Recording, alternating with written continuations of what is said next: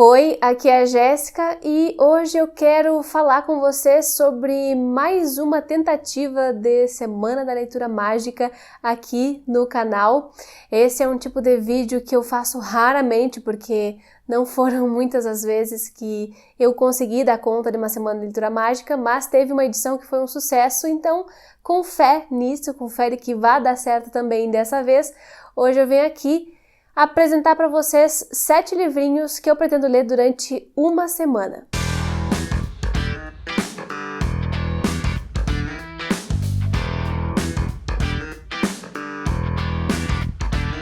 Para quem não sabe como essa brincadeira funciona, gente, alguém aí no YouTube fez isso pela primeira vez baseada num livro que era o Ano do Pensamento Mágico, em que a pessoa do livro leu um livro por cada dia do ano, no momento em que ela estava processando um luto muito importante, e depois disso a gente começou a fazer modas nesse sentido, né?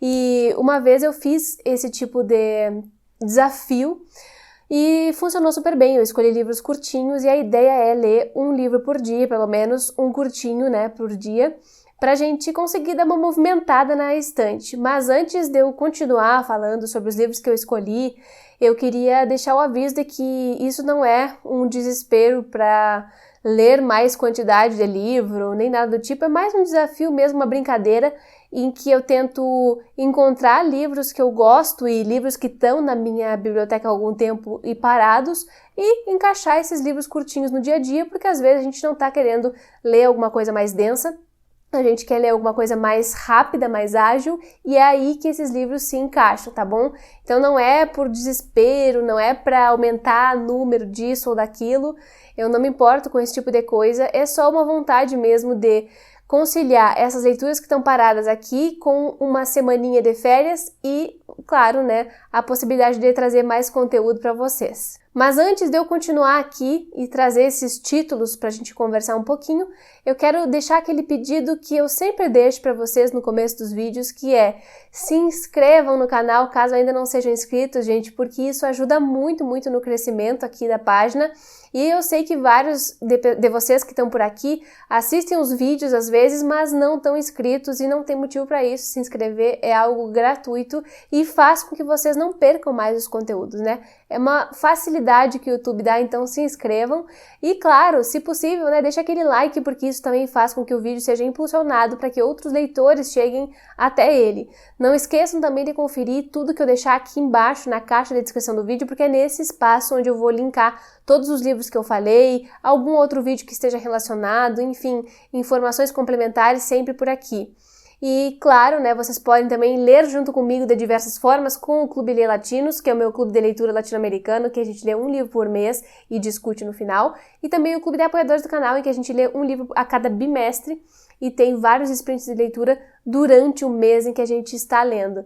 E as apoiadoras deste canal provavelmente vão receber um vlog de leitura e que vai ser resultado dessa Semana da Leitura Mágica aqui. Então, se vocês quiserem também receber conteúdos exclusivos, é uma boa forma de fazer isso, apoiar o meu trabalho. Então, a ideia desse vídeo é falar um pouquinho sobre essas leituras que eu escolhi e por quê. Vocês vão ver que tem coisas bem antigas aqui na minha estante e justamente algo intencional, eu queria fazer assim mesmo, para que eu pudesse dar atenção a certos livros que na época que eu adquiri eu queria muito e depois foi ficando para trás. E também vou ler um pouquinho da sinopse quando for o caso, mas assim, gente, não é que eu precise necessariamente ler um livro por dia, tá? A Semana da Leitura Mágica, ela comporta 7 dias, começando hoje, vai até o dia 27 de julho, e um pouquinho mais talvez, porque nessa semana que vem eu vou estar de recesso das aulas de espanhol, então eu vou ter mais tempo do que eu costumo ter, e os livros são bem curtinhos. Esse foi o meu principal critério de escolha dos títulos, que eles fossem curtos e que também eu conseguisse intercalar os gêneros. Então vocês vão ver que aqui não tem 7 romances, por exemplo, porque aí ficaria bem pesado para mim. Mas tem romance, tem peça de teatro, tem também poesia, porque assim eu consigo conciliar com as outras leituras que eu também vou fazendo, porque eu não vou ler só isso no mês de julho, né? Enfim, sem mais delongas, vamos ao primeiro livro escolhido. E eu acho que muitos de vocês nem imaginam que eu tenho esse livro aqui, porque faz anos, antes de eu criar o canal, eu já tinha ele na estante. E eu tô falando do Primeiro Amor, do Beckett, que é um grande escritor do século XX. Ele escreveu peças de teatro também. Essa minha edição é uma relíquia da afinada Kozak Naif. E, gente, eu até pouco tempo atrás eu nem sabia o que era isso aqui. Eu tenho 2 livros do Beckett e um deles é mais extenso, então eu escolhi esse que, como vocês podem ver, é bem fininho, naquelas edições totalmente artesanais da Kozak Naif, né? Vocês podem ver que ele tem umas páginas assim diferenciadas. No caso desse livro, ele é tão curtinho que ele só tem texto de um lado e metade da folha. O outro lado é ilustração. E encadernado total assim, de uma maneira artesanal, né? E isso é muito interessante de ver como eles faziam esse trabalho bonito. Pena que eu descobri tarde demais a editora. Mas enfim, sobre o que trata esse livro? Esse é um romance curtinho, tá? É literatura francesa, tá classificada aqui como romance francês, teve tradução e desenhos de Célia Eovaldo. E aqui na quarta capa diz assim: sim, eu a amava, é o nome que eu dava, que ainda dou, ai de mim, ao que eu fazia naquela época. Acho que vai falar sobre amor e talvez não seja uma história tão bonita assim, mas de uma maneira muito curta, né? Isso me atrai também para o tema. E aí o livro começa com a seguinte frase: associo, com ou sem razão, o meu casamento à morte do meu pai em outros tempos. Eu fico curiosa com esse tipo de coisa. E, bom, gente, o livro tem 32 páginas, então eu acredito que vai ser super possível de ler. E assim que eu conferir, é claro que eu quero comentar com vocês também, porque eu nunca li nada do Beckett. Se vocês já leram, inclusive, deixem aqui pra mim, que eu vou adorar saber. Bom, o próximo livro também é da Kozak Naif, é um dos que eu mais gosto aqui da coleçãozinha Pocket, que eu gosto da ideia, né, de ter ele à disposição. Vinham nessas edições coloridinhas. Quem aí lembra? Quem aí é da época das edições Pocket da Kozak? Eu tenho vários livros dessa coleção, já li alguns deles, mas outros ficaram totalmente despercebidos. E esse que eu tenho aqui, gente, é A Gaivota, do Chekhov. Esse é um escritor que fez muitas peças de teatro e que eu tenho muita curiosidade em ler, mas ainda não li. Ele também é um grande contista, né? E eu tenho outro livro do Chekhov aqui, mas como eu disse pra vocês, eu tô devendo a leitura e já tô devendo há vários anos. Esse livro, pra vocês terem uma ideia, eu tenho aqui na minha estante desde 2016. É uma vergonha. E por que eu escolhi? Porque é peça de teatro, né? E é uma coisa mais fácil de ler. Pra quem não tá acostumado com peça de teatro, é assim, gente, vem só as falas dos personagens, tá?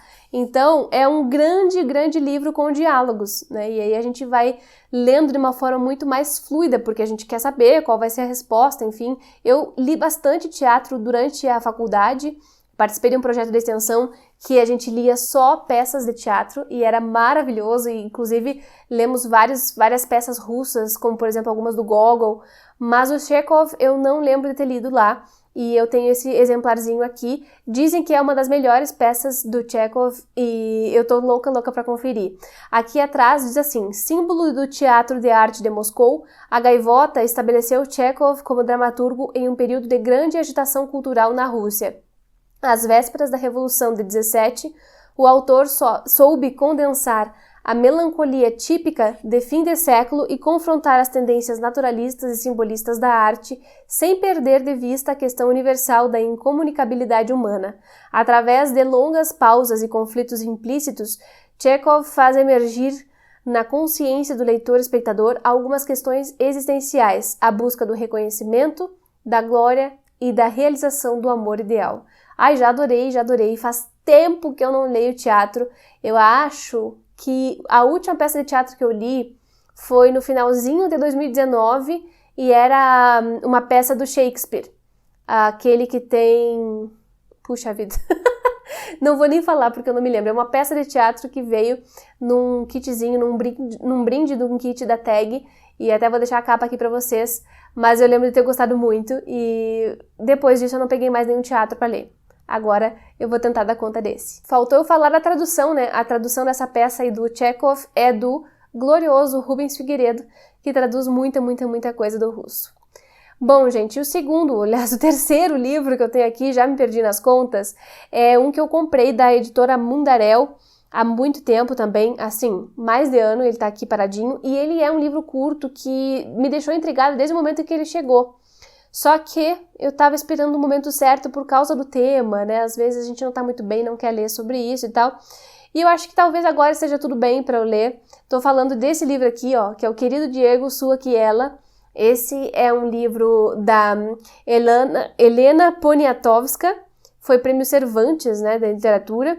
E a Helena Poniatowska, apesar desse nome que parece russo, ela é nascida no México, então ela tem uma relação com o México bem interessante. É um livrinho curtinho. Esse aqui tem 79 páginas, é bem possível de ler.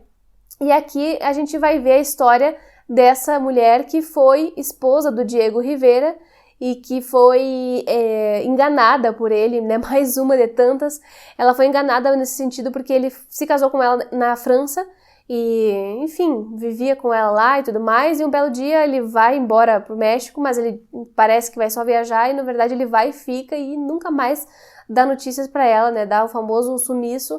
E ela escreve cartas para ele. E me parece que isso aqui são as cartas dela mesmo, né? Pro Diego, ou algo baseado nisso, romanceado. Deixa eu ler para vocês aqui o trechinho para não falar bobagem. Paris, inverno de 1921. A artista plástica e exilada russa Angelina Belov escreve, sem obter resposta, sucessivas cartas ao marido, o pintor Diego Rivera, que havia retornado ao México. Nessas cartas, reconstrói o cotidiano de Paris na época da Primeira Guerra Mundial e suas vanguardas artísticas, demonstra sua devoção incondicional ao marido e fala de sua busca artística. Uma história comovente, sensível e brutal ao mesmo tempo, como o próprio Rivera teria reconhecido. Ela me deu tudo que uma mulher pode dar a um homem. Em troca, recebeu de mim toda a dor no coração e a miséria que um homem pode causar a uma mulher. Ninguém merece, né? Eu tenho um ranço do Diego Rivera, gente, que vocês não fazem ideia.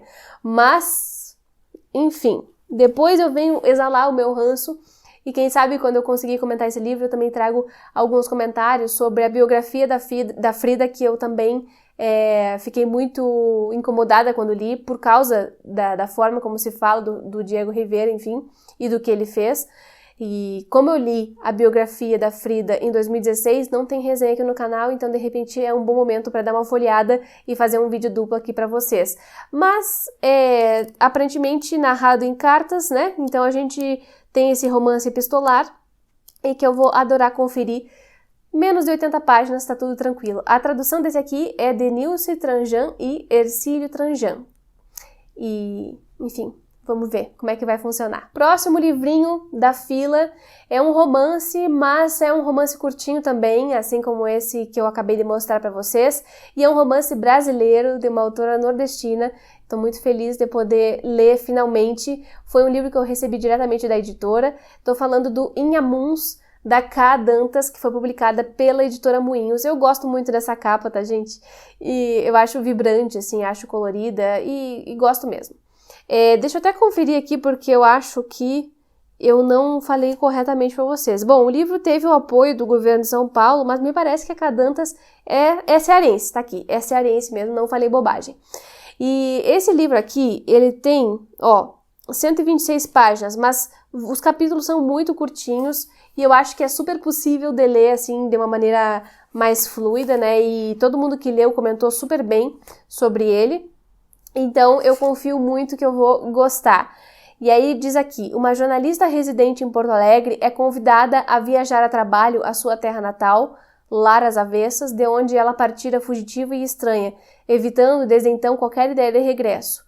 Inhamuns é essa terra, irmã do diabo, que pulsa erotismo e violências tantas, atravessando o corpo de mulher da narradora a lançar olhares indecentes sobre o próprio passado, numa arqueologia de memórias adormecidas que revive traumas e produz tragédias. Eu tô super curiosa e é o segundo romance, eu acho, o segundo romance que eu apresento aqui pra vocês, para essa semana da leitura mágica, e eu pretendo deixar esses mais longos pro fim de semana, que aí eu fico bem mais tranquila, né?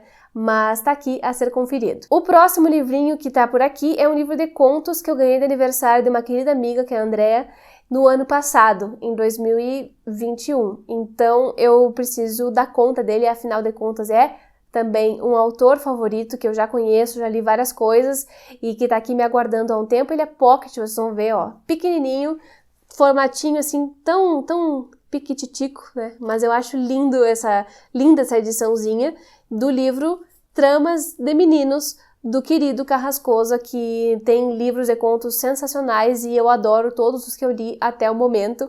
Esse aqui está dividido em 2 partes e ele tem 14 contos, 7 partes, 7 contos em cada parte, na verdade. Primeiros fios e segundos fios, né? E aí os contos, pelo que eu tô vendo da numeração aqui, eles são bem curtinhos, numeração das páginas, né? Acho que vai ser tranquilo, mas como ele tem 14 contos, eu vou tentar ler 2 por dia para conseguir dar cabo do livro até o final da Semana de Leitura Mágica. E eu tenho certeza que eu vou gostar porque o Carrascosa tem uma escrita muito sensível, né? E aqui atrás diz assim: os contos reunidos nesse livro se constroem e se espraiam como finas tramas da experiência humana. Alguns entrelaçamentos se mostram firmes, resistentes às intempéries e às forças desagregadoras. Outros são tênues, quase transparentes e podem se romper ao menor toque. Carrascosa mergulha no cerne das pequenas relações entre pai e filho, marido e mulher, irmãos, casais apaixonados ou em crise. Ele nos leva à beira do precipício, onde os fios são cortados com violência, mas também à redenção, onde famílias fragmentadas se reorganizam e se fortalecem. Eu tenho certeza que eu vou adorar. Vocês já leram alguma coisa do Carrascosa? Me digam aqui. Eu gosto muito, muito, muito da prosa dele, gente. E claro, né, é mais literatura brasileira pra gente conferir. Assim como o próximo livrinho que eu vou mostrar pra vocês, aquele saiu pela Companhia das Letras, numa edição pocket, e esse aqui também, ó, é o Pagu, aliás, é a Pagu com o seu Parque Industrial, é um dos seus romances, talvez o primeiro romance dela, é o livro de estreia, né, e que foi um marco da literatura brasileira. Eu nunca li nada da Pagu, embora conheça um pouco sobre a figura, né, nunca li a sua produção, e vai ser bem interessante. Esse aqui é um romance que tem muito a marca do proletariado, né, diz aqui, publicado pela primeira vez em 1933, esse romance proletário trata da vida de operários no bairro paulistano do Brás. Aqui, os conflitos fabris são conjugados a dramas cotidianos e íntimos, formando uma pintura intrincada da sociedade brasileira do começo do século XX. Sem meias palavras, Pagu retrata um Brasil hipócrita que se vale de uma desigualdade social profunda para subjugar a mulher proletária. Suas personagens, absolutamente modernas, oferecem recortes de uma vida carregada de sofrimento, mas também de desejos. Tô super curiosa. Esse aqui tem 111 páginas, mas olha só, a diagramação é bem miudinha, assim, né? E talvez eu deixe para ler ele de dia, porque a letrinha é miúda. Porém, também a diagramação é generosa e ele não tem tudo isso de páginas como parece ter. Vamos conferir, então, o Parque Industrial. Vamos ver o que eu vou achar, né? Se vocês já leram, me contem. E por fim, mais um livro publicado pela querida editora Moinhos. Esse aqui eu comprei recentemente, é um livro de poesia que foi muito, muito, muito recomendado pela minha amiga Bárbara. Ela acha que eu vou gostar dele e eu também acho. E é de literatura argentina, né? Eu tô falando do Sara Luna, do Tom Maver, com tradução de Fernando Miranda. Eu gosto dessa capa aqui, bem melancólica, nostálgica, sei lá, com esse ônibus antigo, né? Enfim, fico curiosa. E eu ouvi boas coisas sobre a poesia dele, tá?